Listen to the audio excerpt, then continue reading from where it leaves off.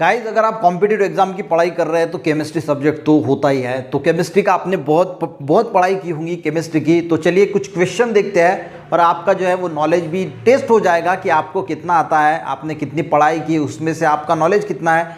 ये क्वेश्चन अगर एग्जाम में आते हैं तो क्या आप इसका सही जवाब दे पाते हैं भी नहीं, तो सिर्फ नॉलेज चेक कीजिए, नॉलेज भी चेक हो जाएगा और क्वेश्चन के आंसर भी आपको मिल जाएंगे। देखिए photo oxidation process is initiated by, देखिए ये फोटो ऑक्सीडेशन प्रोसेस जो होती है ये किससे शुरुआत होती है, यानी इनिशिएट किससे होती है। तो इसका कैटलिस्ट है, ऑक्सीजन है, हीट है या फिर लाइट है।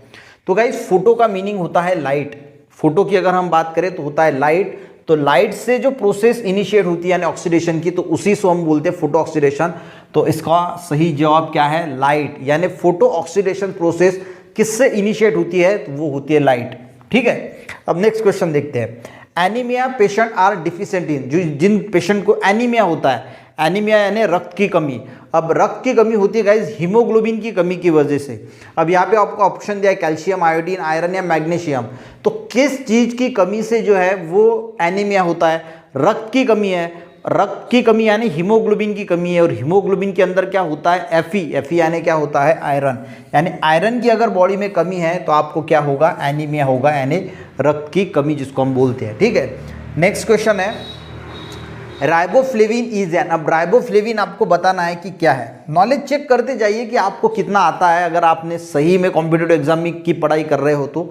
राइबोफ्लेविन क्या है, एक प्लांट है, विटामिन है, एंटीबायोटिक है या फिर कोई कलरिंग मैटर है। तो सही जवाब है गाइस राइबोफ्लेविन जो है ये विटामिन है। ये विटामिन B2 जो होता है इसका नाम है राइबोफ्लेविन, और इसकी अगर डेफिशिएंसी है तो बेरी नाम का जो है वो डिसीज होता है, ये भी आप ध्यान जरूर रखना। ठीक है, नेक्स्ट क्वेश्चन देखते हैं। The gas used in the manufacture of ammonia are. अब यहाँ पे पूछा है आपको ऐसी कौन सी गैसेस है जो यूज की जाती है अमोनिया के मैन्युफैक्चर के लिए। इसको हेबर प्रोसेस भी बोला जाता है, जो मैन्युफैक्चर किया जाता है अमोनिया।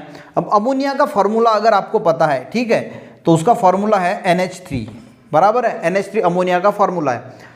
अब यहाँ पे ऑप्शन आपको दिए है nitrogen oxygen, nitrogen hydrogen, nitrogen methane और ऑक्सीजन और नाइट्रिक एसिड। अब यहाँ पे गाइस फॉर्मूला में आपको दिख रहा है कि नाइट्रोजन और हाइड्रोजन है।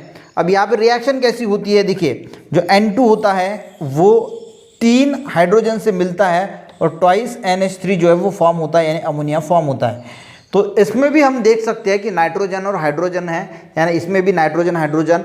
तो ये जो मैन्युफैक्चर्ड होता है अमोनिया, तो ये किस गैसेस से मिलके होता होगा, तो ये होता होगा नाइट्रोजन और हाइड्रोजन। इसका सही जवाब है। कभी कभी जो अगर हमें अमोनिया का फॉर्मूला पता है तो हम इससे भी पता लगा सकते हैं कि इसमें नाइट्रोजन और हाइड्रोजन है, तो नाइट्रोजन और हाइड्रोजन से ही अमोनिया जो है मैन्युफैक्चर्ड होता है। चलिए गाइस नेक्स्ट क्वेश्चन देखते हैं। नॉलेज चेक करते जाइए अपना कि कितना अपने को आता है। देखिए सलाइवा हाइड्रोलाइज स्टार्च इनटू। अब जो सलाइवा होती है यानी हमारे मुंह में जो लाड़ होती है वो स्टार्च को किस में हाइड्रोलाइज करती है, यानी एक एंजाइम होता है इसमें सलाइवरी अमाइलेज का रोल होता है। तो आपको बताना है saliva hydrolyse starch into glucose में करता है, फ्रुक्टोज में करता है, सुक्रोज में करता है या फिर कार्बन डाइऑक्साइड एंड वाटर में करता है।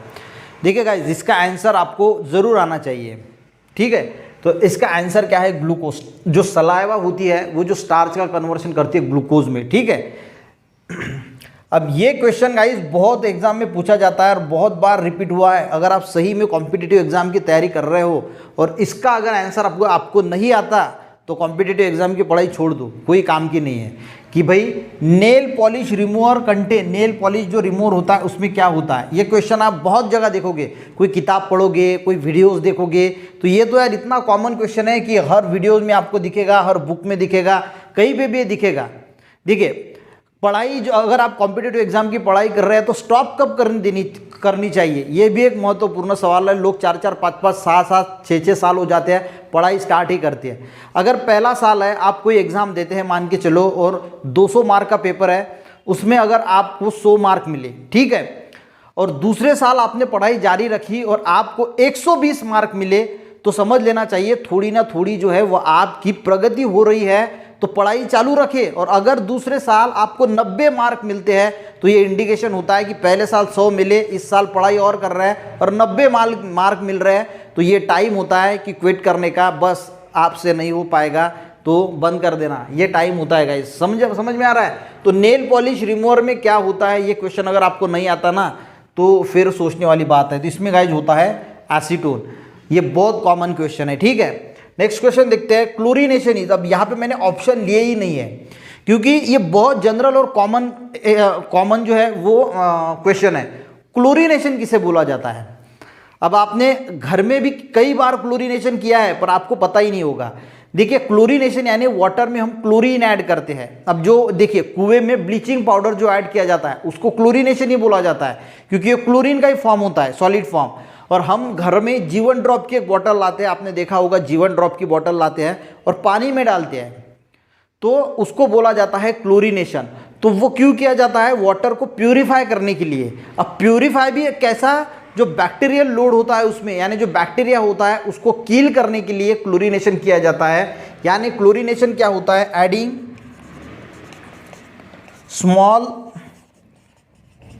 Amount of chlorine to impure water. Impure water का मीनिंग होता है जिसमें बैक्टीरिया वगैरह प्रेजेंट है, तो उस वाटर में क्लोरीन को ऐड करना उसको बोला जाता है क्लोरीनेशन।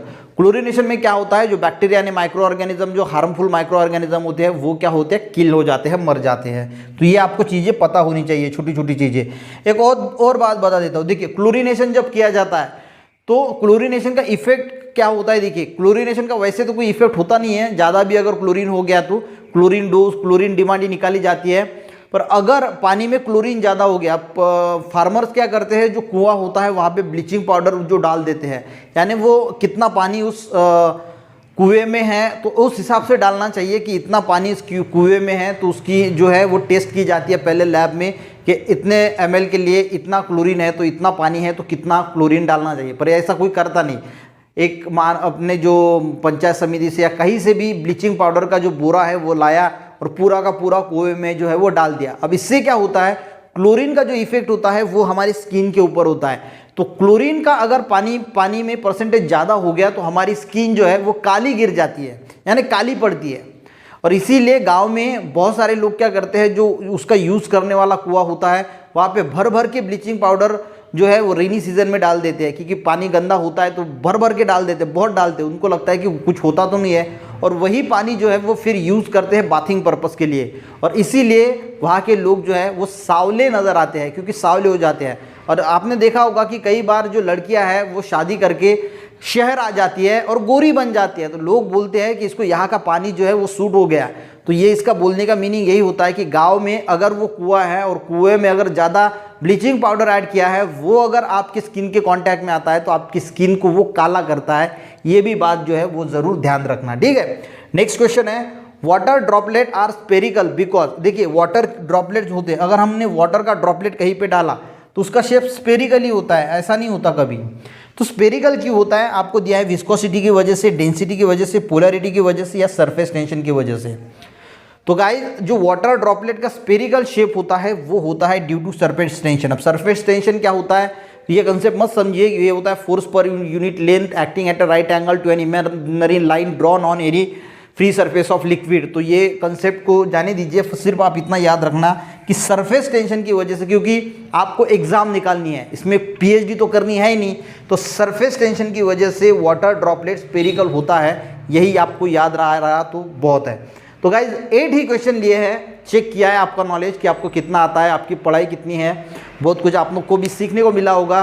तो मिलते हैं नेक्स्ट वीडियो में। वीडियो अच्छा लगे तो एक लाइक ज़रूर कीजिएगा। मिलते हैं नेक्स्ट वीडियो में, तब तक के लिए गाइज जय हिंद।